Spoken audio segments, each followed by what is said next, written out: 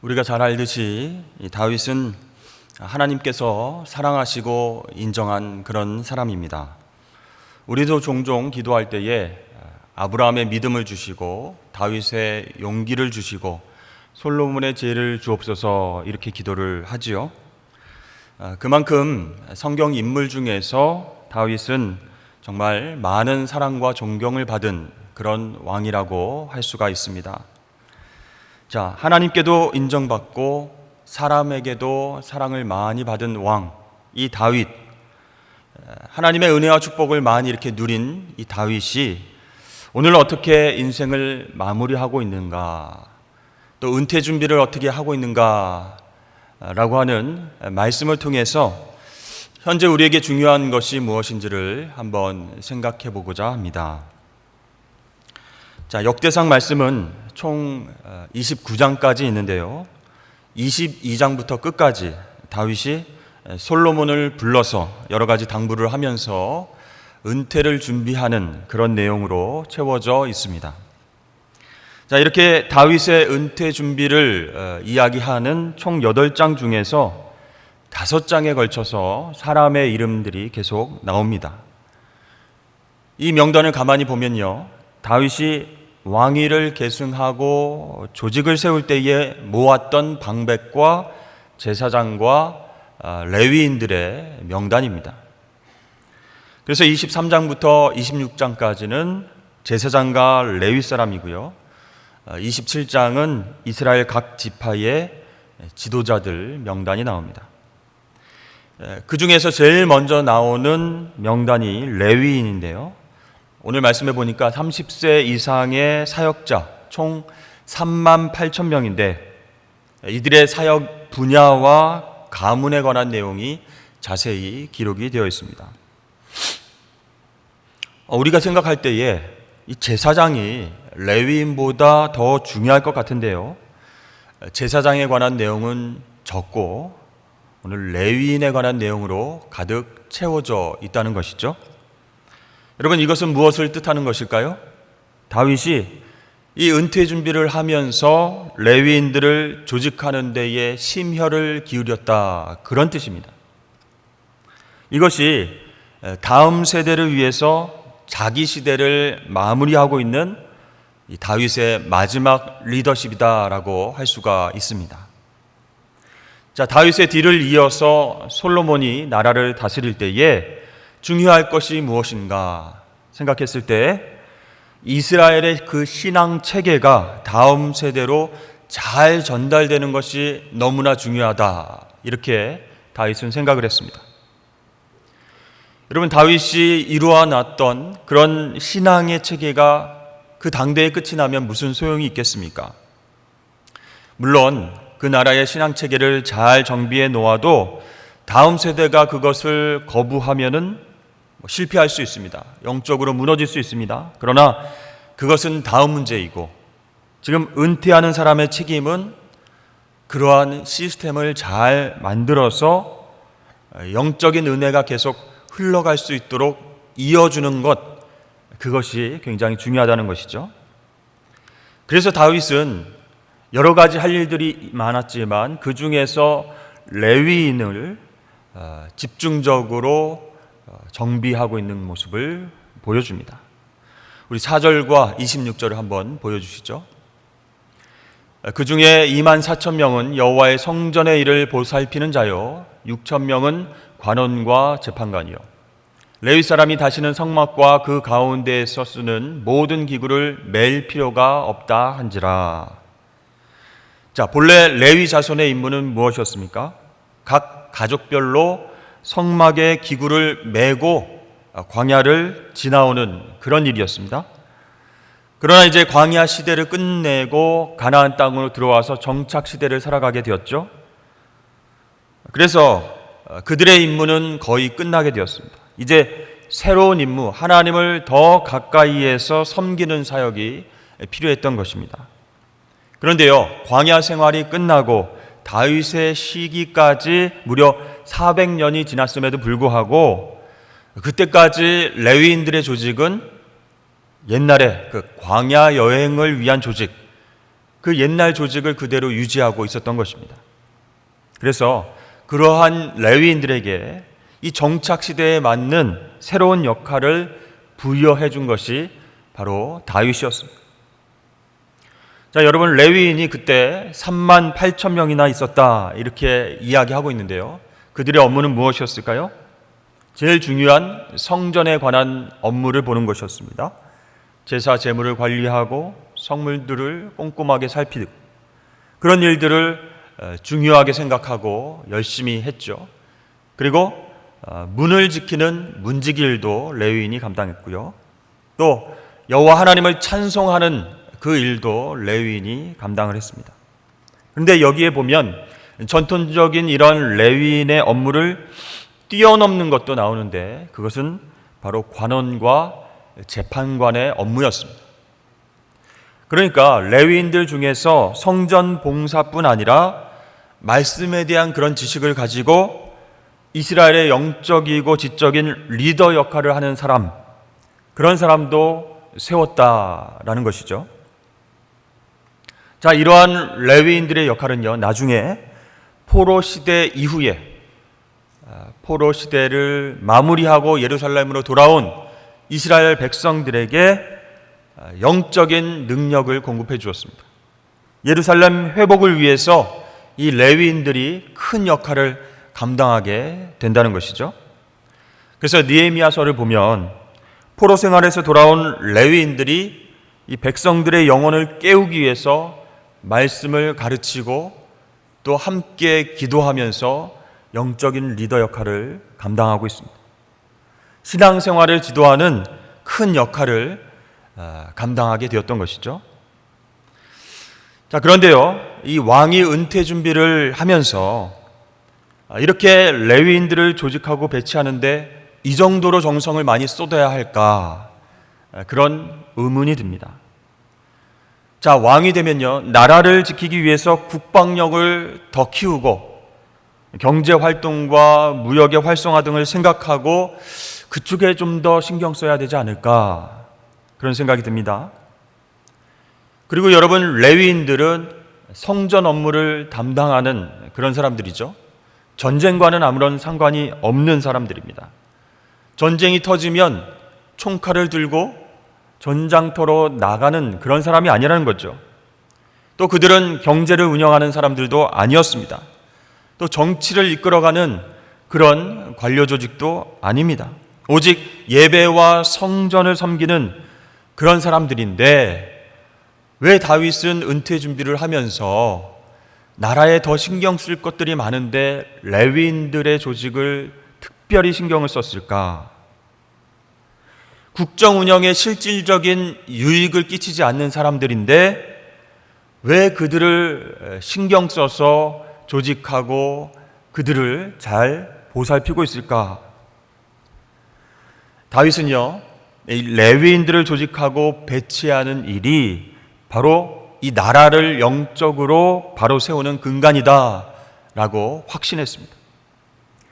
그 깨달음 가운데에 정비된 이 레위인들의 조직이 아까도 말씀드렸지만 나중에 포로 시대 이후까지 힘을 발휘하게 되었던 것입니다. 자, 여러분 생각해 보십시오. 매일 이 제사를 드리기 위해서 제물과 성물을 관리하는 사람들, 정결하게 하는 사람들, 그 사람들이 2만 4천 명입니다. 또 아침마다 저녁마다 하나님을 찬송하는 일을 감당하는 레위인이 4천 명입니다. 또한 문지기 일을 감당하는 레위인들이 4천 명입니다. 엄청 많은 것이죠. 근데 여러분, 이런 일을 감당하는 레위인은 사실 단순 업무가 아닌가, 그런 생각을 갖기도 하죠. 그 일을 감당하면서 무슨 창조적인 노력이나 또 어떤 성취를 경험하는 그런 일들이 아니라는 겁니다. 그래서 이렇게까지 많이 있어야 되나라는 생각을 가질 수도 있어요. 정말 종교적이고 일상적으로 반복되는 일들을 감당해야 되는 레위인들, 그렇게 많이 조직을 해야 되는가? 물론 하나님께 제사를 드리고 찬양을 드리고 문을 지키는 일 정말 중요한데요, 그것이 국력을 키우는 일과 무슨 상관이 있는 것인가? 그렇게 많은 레위인들이 이 나라에 필요한가 생각이 들 때가 있는 것이죠.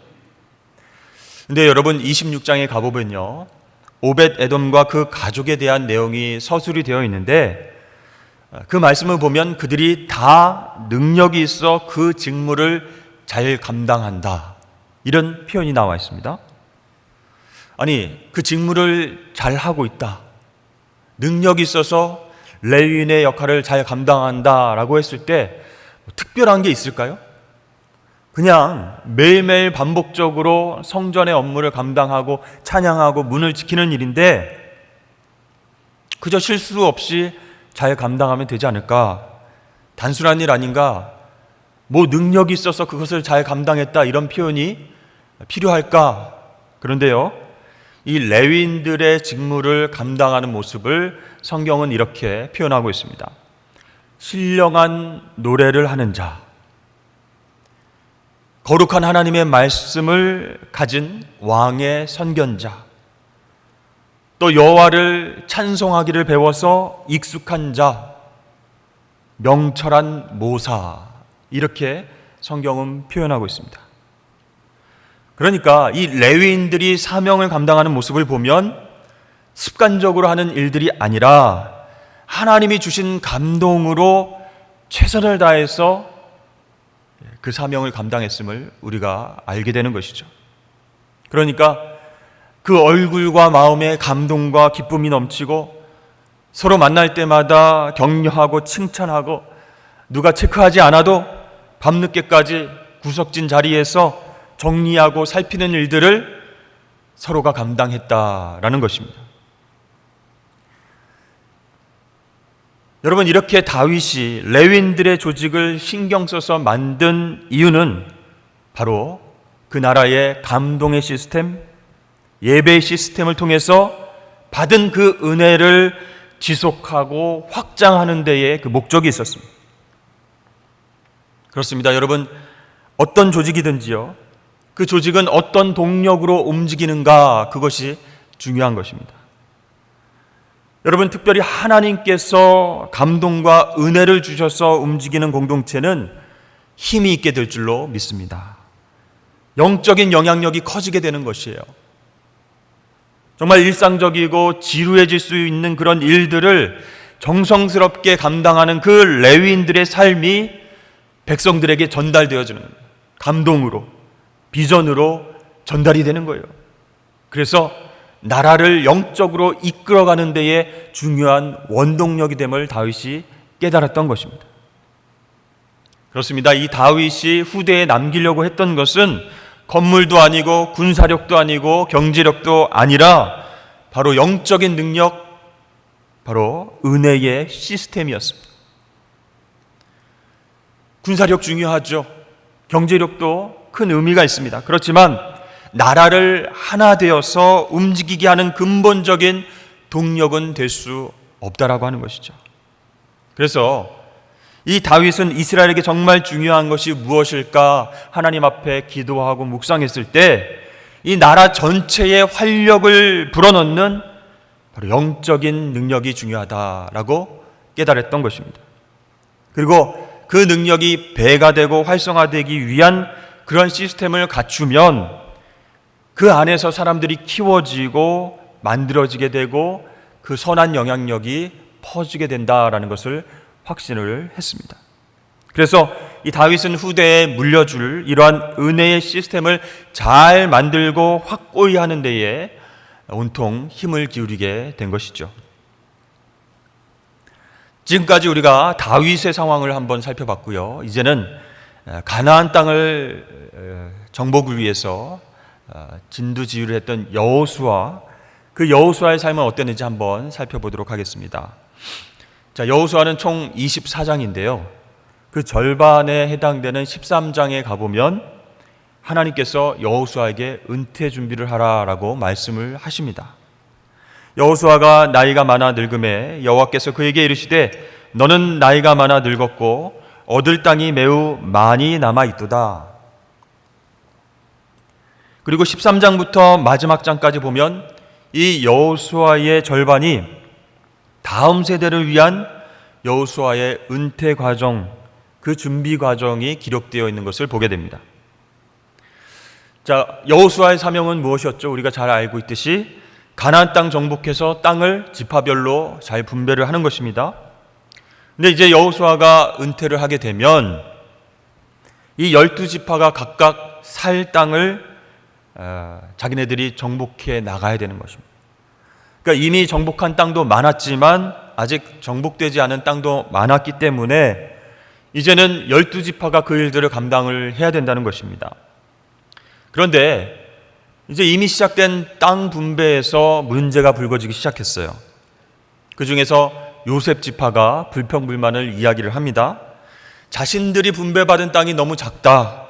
그리고 그 땅에서 맞서 싸워가지고 몰아낼 그 적들이 너무 강하다. 이렇게 이야기를 하는 것이죠.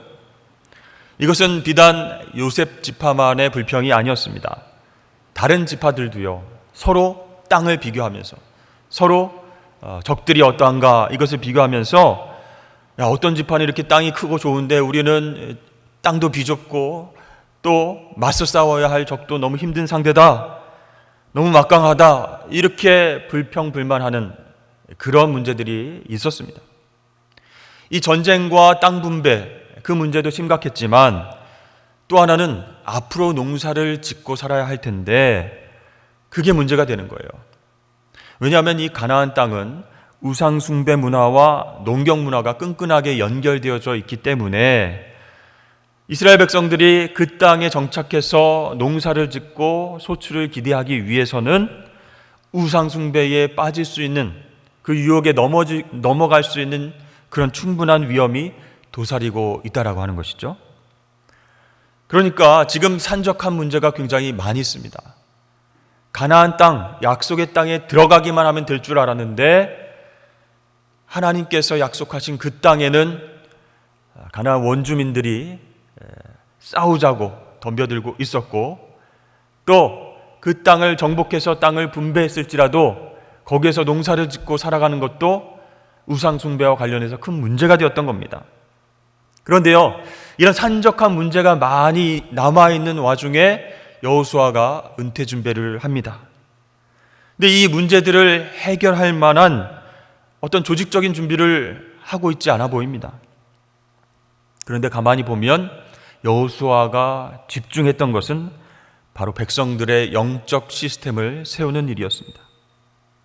땅과 농사 기술과 정착과 또 전쟁이라고 하는 그런 현실적인 문제도 중요하지만 막상 이스라엘 백성들에게 문제가 탁 터졌을 때에 이 백성들의 마음이 어느 쪽으로 움직이는지를 결정하는 그러한 영적 시스템이 지금은 무엇보다 중요하다, 너무나 중요하다, 이렇게 생각을 했던 것이죠. 여호수아 24장 15절 말씀입니다.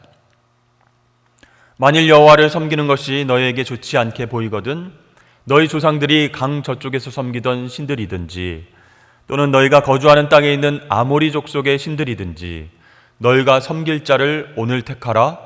오직 나와 내 집은 여호와를 섬기겠노라 하니. 여러분, 이 여호수아의 이야기는요, 하나님을 섬기든지 말든지 너희들 마음대로 하라, 그런 말이 아닙니다. 나는 하나님으로부터 큰 은혜를 입은 사람이다. 그러니 당신들이 다 떠난다고 하더라도, 그래서 나의 노력이 아무런 보상을 받지 못한다고 할지라도 하나님께 나의 최선을 드리는 것으로 충분하다. 오직 나와 내 집은 여호와를 섬길 것이다. 그런 뜻입니다. 여러분, 다윗도 그랬지만 이 여호수아도요, 적을 정복하고 나라가 힘을 얻을 수 있는 방법은 치밀한 조직과 계획, 그것이 아니라 온 백성의 마음에 은혜의 시스템을 세워 나가는 것이었습니다. 이러한 마음을 잘 알고 있었던 갈렙, 동역자였던 갈렙은요, 이런 은혜의 시스템을 우리에게 잘 보여주는 인물이다라고 할 수가 있습니다. 자, 백성들이 모여서 분배받을 땅을 그렇게 결정하는 시점이었습니다. 누구나 다 만만한 적이 살고 있고 보기에도 풍요롭고 좋은 땅을 고르지 않겠습니까? 그러나 갈렙이 나서서 이렇게 이야기를 합니다. 그날에 여호와께서 말씀하신 이 산지를 지금 내게 주소서. 당신도 그날에 들으셨거니와 그곳에는 아낙 사람이 있고 그 성읍들은 크고 견고할지라도 여호와께서 나와 함께 하시면 내가 여호와께서 말씀하신 대로 그들을 쫓아내리이다 하니. 아멘. 여러분, 갈렙처럼 수많은 전투에서 공을 많이 세운 사람이라면 가장 좋은 땅, 가장 살기 좋은 땅을 골라도 시비를 걸 사람이 아무도 없습니다. 그러나 갈렙은 세상의 시스템, 기브 앤 테이크가 아니라 은혜의 시스템 속에서 생각하고 행동한 사람이었습니다. 본인이 하나님께 받은 그 은혜를 깊이 간직하고 있었기 때문에 자신이 세운 그 공에 대한 보상을 요구하지 아니하고 나이 많아서 늙었음에도 불구하고 이 산지를 내게 주시옵소서.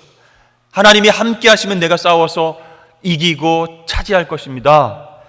최선을 다해서 싸우겠노라고 지금 선포를 하고 있습니다. 이것이 바로 은혜를 받은 사람의 특징이라고 할 수 있습니다. 여러분, 예수님은 우리에게 아무 조건 없이 구원을 선물로 주셨습니다.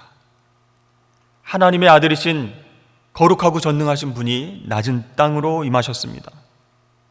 왕으로서의 대접과 그런 편안함도 없이 우리와 똑같은 환경에서 하나님의 귀한 사명을 감당하셨습니다. 그리고 비난과 조롱을 받고 십자가 위에서 피 흘려 죽으셨습니다. 우리를 살리시기 위해서, 하나님의 심판을 대신 받기 위해서 그렇게 모진 고난을 받으시고 우리에게는 구원을 선물로 주셨습니다. 이것이 놀라운 하나님의 은혜인 줄로 믿습니다. 그리고 예수님께서는 우리에게 당신의 그 은혜의 시스템 안으로 들어오라 이렇게 초청하고 계십니다. 수고하고 무거운 짐진 자들아 다 내게로 오라. 내가 너희를 쉬게 하리라. 나는 마음이 온유하고 겸손하니 나의 멍에를 메고 내게 배우라. 그리하면 너희 마음이 쉼을 얻으리니 이는 내 멍에는 쉽고 내 짐은 가벼움이라 하시니라. 아멘. 자, 여러분, 이 말씀을 우리가 들으면 어떤 생각이 처음에 들까요? 무거운 짐 지고 고생하는 우리들 보고 이리 오라 이렇게 쉬게 하겠다라고 부르신 이후에 예수님의 새로운 멍에를 메라라고 말씀을 하십니다. 지금 짐이 있는데 그 위에 예수님의 짐을 또 지란 얘기입니까? 그게 아니죠, 여러분. 이 멍에는, 예수님의 멍에는 예수님의 가르침입니다. 그런데요, 객관적으로 예수님의 가르침, 그 멍에를 메고 살아가는 것 결코 쉬운 결정이 아니라는 거죠. 가벼운 일이 아니라는 겁니다. 자, 여러분, 예수님의 가르침은 어떻습니까? 산상수훈을 통해서 보면 오른뺨을 맞으면 왼뺨을 돌려대라. 겉옷을 달라고 하면 속옷까지 내어주라. 이렇게 우리에게 가르치지 않으셨습니까? 결코 우리가 쉽게 순종할 수 있는 그런 가르침이 아니라는 겁니다. 그러니까 예수님께서 우리에게 주시는 멍에는 결코 가볍지도 쉽지도 않아 보입니다. 그런데 그 짐을 가볍게 느끼게 하게 되는 것은 바로 은혜의 시스템 안에서 가능하다는 겁니다. 그래서 예수님은 지금 율법이 아니라 은혜의 시스템 안으로 들어오라라고 초대하고 계시는 거예요. 여러분, 은혜 안에 있지 아니하고 세상의 시스템 안에 있으면 수고하고 힘든 짐을 내가 다 책임지고 힘들게 살아가게 됩니다. 받으면 다시 줘야 되고, 그렇죠? 기브 앤 테이크. 내놓으면 또 받아야 됩니다. 또 하나님의 백성으로 잘 살기 위해서 율법의 세밀한 규정들을 다 지켜내야 하는 그런 무거운 짐을 지고 살아가야 하는 것이 우리의 모습 아니겠습니까? 그러나 예수님이 그러한 삶의 모습을 보시고 우리를 긍휼히 여기셔서 은혜의 시스템 안으로 들어오라라고 초대하고 계십니다. 거기에는 여러분 영혼의 쉼이 있다는 거예요. 갚아야 한다는 그런 부담감이 없이 예수님께서 주시는 은혜를 누리기만 하면 된다는 거예요. 그리고 또 돌려받겠다라는 그런 욕심 없이 내가 받은 은혜를 마음껏 공짜로 베풀면 된다는 것입니다. 이게 바로 은혜의 시스템 안으로 들어가는 그런 과정이라고 할 수가 있죠. 제자들은요, 이 은혜의 시스템 안으로 빨리 들어가지 못해서 예수님께 종종 이렇게 말을 했습니다. 보소서, 우리가 모든 것을 버리고 주를 따랐사온데 그런즉 우리가 무엇을 얻으리이까? 행위에 대한 보상을 요구하고 있죠. 내가 모든 것을 버렸으니 주님 당신은 나에게 무엇을 주시겠습니까? 세상의 법칙입니다. 세상의 시스템입니다. 그래서 십자가 위에서 우리 주님께서 돌아가시자 제자들은 도망을 쳤습니다. 더 이상 예수님과 함께 있을 수 없었기 때문이죠. 그런데 부활하신 주님께서 다시 제자들을 부르십니다. 너 왜 그때 나를 버리고 도망갔지? 그리고도 네가 내 제자라고 할 수 있느냐? 내가 너한테 얼마나 많은 은혜와 축복을 전해줬는데 고작 나에게 한다는 짓이 나를 모른다고 부인하고 나를 도망치는 일이었느냐? 이렇게 우리 주님께서 분노하거나 책망하지 않으셨죠? 무조건 은혜를 주시는 거예요. 부르시고 나타나셔서 못자국을 만져보라 말씀하시고 생선을 구워주시고 내 양을 먹이라, 내 양을 치라. 그렇게 계속해서 예수님은 제자들을 이 은혜의 시스템 안으로 초청하고 계셨습니다. 여러분, 오늘 우리는 말씀을 통해서 다윗과 여호수아와 예수님을 바라보게 됩니다. 그리고 이 영적 리더는 이 공동체 안에 은혜의 시스템을 심는 사람이구나라는 것을 깨닫게 됩니다. 그러나 우리가 속한 공동체는 어떻습니까? 단기간에 어떤 효과와 성과를 거두기 위해서 은혜가 아니라 경쟁 시스템을 도입하는 경우가 많이 있다는 것이에요. 물론 그것으로 인해서 조직을 효율적으로 운영할 수 있습니다. 그러나 그 안에 은혜와 감동이 없으면 지치게 되는 거예요. 떨어지게 되는 거예요. 열심히 일하는데 감동이 없어요. 하나님의 은혜가 없어요. 그러면 탈진했습니다. 번아웃 됐습니다. 하면서 그 자리를 떠나게 되고 사명을 놓치게 된다는 것입니다. 그렇습니다. 우리의 공동체 안에 은혜의 시스템이 없으면 일하고 성과를 낸 만큼 대가를 받아야 된다라고 생각을 하게 되죠. 그리고 그 대가가 충분하지 않다라고 생각되면 지치게 되고 사명도 잃어버리는 안타까운 일들이 벌어지게 된다는 것입니다. 제가 최근에 들은 이야기인데요. 서울의 한 교회에 전도사가 결혼을 해서 아내가 이제 임신을 했습니다. 그리고 그것이 이제 임박을 했는데 갑자기 담임 목사에게 찾아가서 아내가 출산을 하게 되었으니 출산 휴가를 2주간 달라 이렇게 이야기를 했답니다. 또 동일한 그분이 이제 근무 시간이 끝나는데 저녁에 회의를 소집하는 것은 근무의 노동이라 나는 갈 수가 없다 이렇게 통보를 했다는 이야기를 제가 들었습니다. 저는 그 이야기를 듣고서요, 교회 안에서도 이렇게 은혜의 시스템이 무너져가는 것은 아닌가, 그렇게 생각하니까 가슴이 너무 아파왔습니다. 여러분, 우리가 속한 공동체는 어떻습니까? 가정과 직장과 또 신앙 공동체 어떻습니까? 근데 어떤 공동체에 들어가면요, 힘들고 막 너무 어렵고 가슴이 답답하고 이렇게 했다가도 어떤 공동체에 들어가면 에너지를 막 얻어서 나옵니다. 특별히 눈에 보이는 보상을 받는 것도 아닌데 힘이 생기는 거예요. 반면에 어떤 공동체에 들어가면 딱히 빼앗기는 것도 없는데 힘들어요. 지쳐버립니다. 직장도 그렇고 교회 공동체도 그렇고 가정도 마찬가지입니다. 에너지를 공급하는 곳이 있는가 하면 에너지를 빼앗아가는 곳이 있다는 거예요. 무슨 차이일까요? 그곳에 은혜의 시스템이 있는가 없는가, 그 차이라고 할 수가 있습니다. 지난 금요일에 우리 목자 연수를 줌으로, 온라인으로 그렇게 진행을 했습니다. 많은 목자분들이 처음에 이걸 어떻게 합니까? 굉장히 어려울 것 같은데요 라고 생각을 하셨지만, 또 자녀들의 도움도 받고 우리 부목사님들의 도움을 받아서 접속에 성공을 하셨어요. 그래서 제 뒤에 보이는 큰 스크린에 수십 명이 다 같이 얼굴을 보여주시면서 그렇게 말씀을 전하고 찬양도 같이 하고 기도도 했습니다. 여러분, 왜 우리가 이렇게까지 해야 되겠습니까? 어려운 현실 속에서도 하나님께서 허락하신 그 공동체가 은혜로 끈끈하게 연결되게 하기 위해서입니다.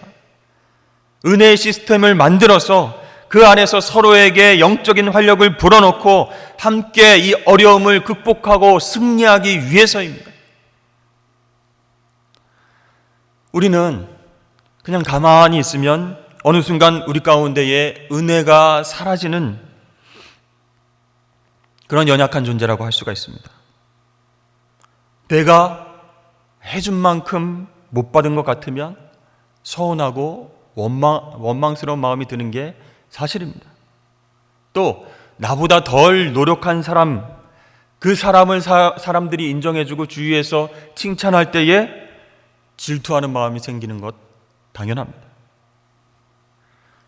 이런 우리의 어떤 연약한 본성이 있기 때문에 이런 마음의 움직임을 멈추고 은혜의 마음을 품는 것이 너무나 중요하다는 것이죠. 그러나 여러분, 그것은 내 힘으로 할 수 없습니다. 그래서 주님께서 십자가에 지셨고, 그래서 성령께서 우리 마음에 오신 줄로 믿습니다. 그래서 우리가 해야 할 일은요, 주님의 초대에, 주님께서 초대하시는 그 은혜의 시스템 안으로 들어가는 것입니다. 내 마음을 활짝 여는 것입니다. 그리고 내 연약함과 죄성을 인정하고 주님의 능력을 덧입어야 한다는 거예요. 그때 우리의 짐은 가볍게 될 줄로 믿습니다. 그렇게 그 은혜의 시스템을 통해서 내 능력이 아닌 주님의 능력을 힘입어서 우리는 하나님의 일들, 하나님 맡겨주신 사명들을 잘 감당하고 승리케 될 줄로 믿습니다. 사랑하는 여러분, 우리 가정과 동상과 직장과 공동체에 은혜의 시스템을 도입해야 됩니다. 그러면 내 공로, 내 힘, 내 지혜가 아닌 주님께서 공급해 주시는 은혜와 능력으로 그 공동체를 책임지게 된다는 것이죠. 또 서로 사랑하고 또 영적인 영향력이 점점점 퍼져나가게 됩니다. 그렇게 세상의 시스템이 아닌 은혜의 시스템을 통해서 우리 교회가, 또 우리 가정이, 우리 공동체가 주 안에서 승리하게 되길 주의 이름으로 간절히 축원합니다.